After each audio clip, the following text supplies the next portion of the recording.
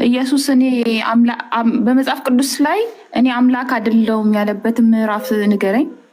አምላክ እንዳለው ተናግሯል ማለት አምላክ እንዳልሆነ ራሱ ተዘዋዋሪ ተናገረ ማለት ነው። አምላክ እንዳለው ይናገራል። መቼም ለአምላክ አምላክ የለውም አይደለም። ኢየሱስ ክርስቶስ አምላክ አለኝ ብሎ ቃል በቃል ይናገራል። እሱ ዮሐንስ ወንጌል ምዕራፍ 20 ቁጥር 17 ምን ላይ ነው? እሱን እንድትነግረኝ ነው ቁጥሩን። ዮሐንስ ወንጌል ምዕራፍ 20 ቁጥር 17 አምላክ ምን አልከኝ? አንዴ ይቆራረጣል። ዮሐንስ ወንጌል ምዕራፍ 20 ቁጥር 17 ምዕራፍ 20 ቁጥር 17 አዎ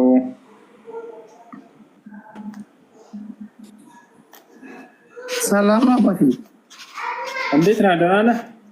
እግዚአብሔር ይመስገን። ልጠይቅህ እኔ ጥያቄ ቀለል ቀለል ያሉ ጥያቄዎች እንድትመልስልኝ ማለት ነው። እሺ አብሽር ጠይቅ። እስልምና የተመሰረተው በነብዩ መሐመድ ነው አይደል? ዞሩ አይደለም። ነብያችሁ እሱ ነው። እሱ ነው የምትከተሉት። ረጋ በል። እስልምና የተመሰረተው በሙሐመድ ነው የሚለው የቱ ጋር ነው ያገኘኸው? አይ እኔ አሁን እሱን ሳይሆን ጥያቄ አሁን ነብዩ መሐመድ ነው ሁሉ የሚከተለው የመጨረሻው ነብዩ ነው ብላችሁ እሱ ነው የምትከተሉት። የመጀመሪያውን ጥያቄውን አስተካክለው። እስልምና የተመሰረተው በነቢዩ ሙሐመድ አይደለም። እሺ በአምላክ ነው። አምላክ በነቢያት በኩል ደነገገላቸው። እርሱ የደነገገው አምላክ እንጂ ሰው የሰራ ሃይማኖት አይደለም። እስልምና ሸርዐ ለኩም ሚነ ዲን ይላል። ይህን እስልምናን ሃይማኖት እኔ ደነገግኩላቸው ይላል አምላክ ራሱ ሲናገር። እሺ አሁን ዋና ልጠይቅ የፈለግኩት ጥያቄ ነቢዩ መሐመድ ነቢይ መሆናቸውን ከሳቸው ውጭ የመሰከረላቸው ሰው ማን አለ? ከነቢዩ መሐመድ ውጭ አላህ ተናገረኝ ያለ እሱ ከመናገሩ ውጭ ሌላ ነቢይ አለ ወይ? ነቢዩ መሐመድ ነቢይ መሆኑን የተናገረ ወይ ደግሞ ነቢዩ መሐመድ ሕፃን ልጅ እንዲያገባ የፈቀደለት ማን ነው? አንዳንድ ጠይቅ። ሁለቱም ጥያቄ መልስልኝ። አብሽር። አንድ ነቢይ ለመሆኑ ሌላ ነቢይ መመስከር አለበት?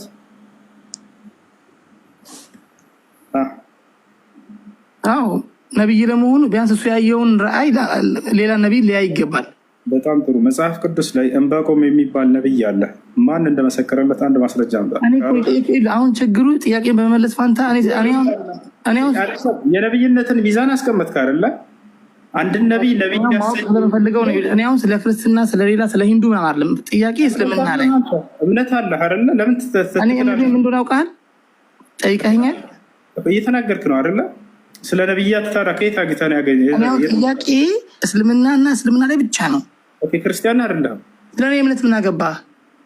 አንተስ ምን አገባህ? የምጠይቀው እንደሱ አሁን ጠይቁኝ ስላልከኝ መልስ ነው የፈለግኩት። አሁን ጠይቅሽ ችግር የለውም። ነገር ግን ነቢይ ማለት ምን ማለት ነው? ይሄን ነቢይ ማለት የፈጣሪ መልእክተኛ፣ ፈጣሪ የላከው ነቢይ ማለት ነው። ስለዚህ ያ ነቢይነቱን ሌላ ነቢይ መመስከር አለበት ማለት ነው አይደለ? አትሊስት ሌላ ሰው አብሮት ላይ አሁን ሌላው ነቢይ አሁን ክርስቶስ አምላክ መሆኑን ብዙ ነቢያቶች መስክረዋል። ክርስቲያንነት ተጋለጠ። ለምን ተዋሻለህ? እየነገርኩህ እኮ ነው። ስለኔ እምነት አይደለም ጥያቄ ነው። አሁን ነቢዩ መሐመድ አንድ ነቢይ ለመሆኑ ሌላ አካል መመስከር አለበት ባጭሩ አይደለ? ማስረጃ ከየት ነው ያገኘኸው? አንተ ነቢዩ መሐመድ ስላለ ብቻ ልክ ነው ብለህ የምታምነው አንተ ማስረጃ አምጣ። አንድ ነቢይ ለነቢይነቱ ሌላ አካል መመስከር አለበት። አንተ እኮ ጠያቄ እኮ ነው። አሁን ልጠይቅህ ነው የገባሁት። አንተ ጠያቄ እኮ መልሰህ መስፈርት አስቀመጥክልን እኮ። አንድ ነቢይ ለመሆኑ ሌላ አካል መመስከር አለበት አልከን። የቱ ጋር ነው ይሄን ያገኘኸው ነው ጥያቄ መጀመሪያ። ኦኬ አባቴ፣ ለእኔ የጠየኩህን ጥያቄ መልስ አትችልም? ካልቻልክ ኢትስ ኦኬ። በደንብ አድርጌ እችላለሁኝ እንጂ ነገር ግን ይሄ አንተ ከየት ነው ያገኘኸው? ማንም ተነስቶ እኮ ነቢይ ነኝ እያለ ነው በዚህ ዘመንም እኮ። ስለዚህ አንድ ነቢይ ለመሆኑ መመስከር አለበት የሚለውን ስራው ይመሰክራል። ነቢዩ መሆኑ አይደለ?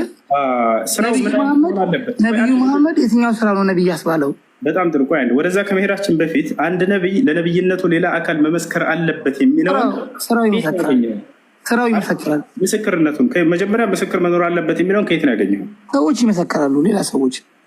ማስረጃ አምጣ። ከየት ነው ይሄን ያገኘኸው? ይሄን መስፈርት እኔ እኮ ይሄን ጥያቄ በመለስ ፋንታ አንተ ጠያቂ ነው የምትሆነው መልሰህ።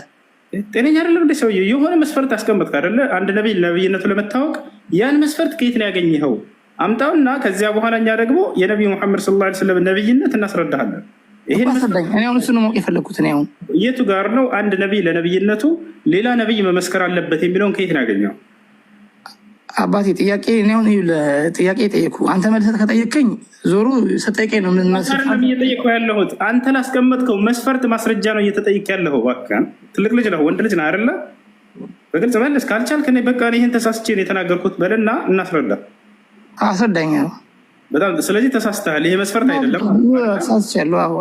በጣም ጥሩ። ከተሳሳትክ አንዴ ላስረዳቸው። ምን አለ? አንድ ነቢይ ለነቢይነቱ ሌላ አካል መመስከር አለበት አለ። ይህንን ማስረጃ አለ ወይ ከመጽሐፍ ቅዱስ? ቢያንስ ክርስቲያን እንደሆነ ተጋለጠ። መጨረሻ ላይ የክርስቶስ አምላክነት እያለ ተናገረ። ችግር የለውም። መጽሐፍ ቅዱስ ላይ ይሄ ማስረጃ አለ ወይ? የለም በፍጹም። ስለዚህ መጽሐፍ ቅዱስ ላይ ለአንድ ነቢይ ለነቢይነቱ ሌላ አካል መመስከር አለበት የሚል መስፈርት ሳይኖር የሌለውን ከየት አምጥተህ ነው የነብዩ ሰለላሁ ዐለይሂ ወሰለም ነቢይነት የግዴታ ሌላ ሰው መመስከር አለበት የምትለው? ካልሆነ ሐሰተኛ ናቸው የምትሉት። እንደዛ ካላችሁ መጽሐፋችሁ ላይ ነቢይነታቸውን በሌላ አካል ያልተመሰከረላቸው በርካታ ነቢይ ላመጣላ ነው። ዕንባቆም የሚባል ነቢይ አለ። ነቢይነቱን ማን የመሰከረለት? ካልሆነ ግን ሐሰተኛ ናቸው። ችግሩ ምን ታውቃለህ? እኔ አሁን ፍላጎቴ ማወቅ እንድታስረዳኝ ነው የፈለግኩት። አሁን ክርስትናውን ለምን ታውቃለህ? አራዳቱን እንጂ ማወቅ ነው የምፈልገው። ማወቅ አይደለም የፈለግከው እንዴ?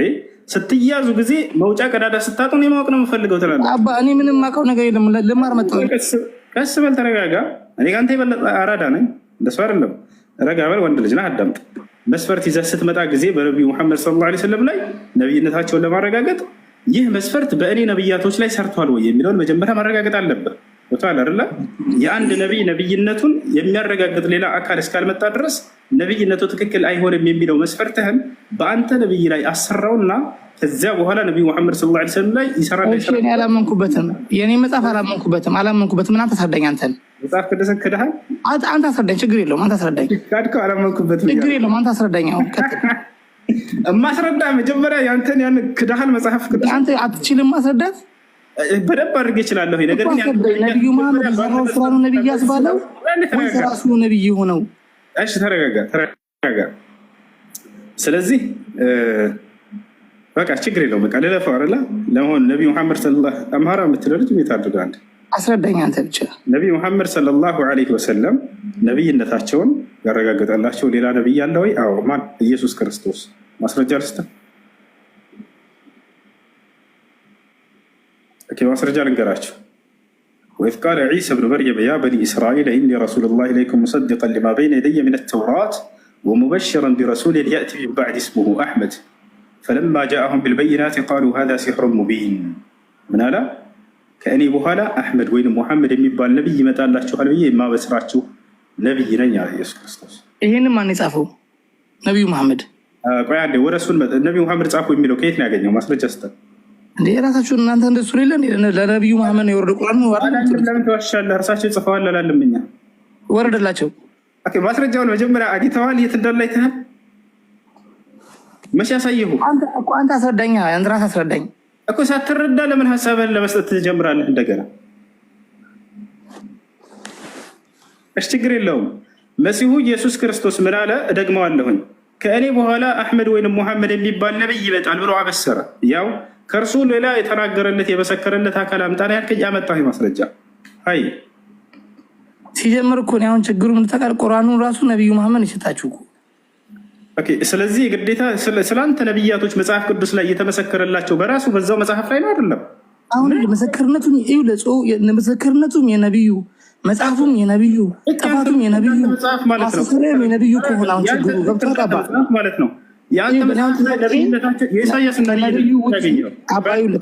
ከነቢዩ መሐመድ ውጭ ጤነኛ አይደለም እንደ የዋህ ያደርገዋል።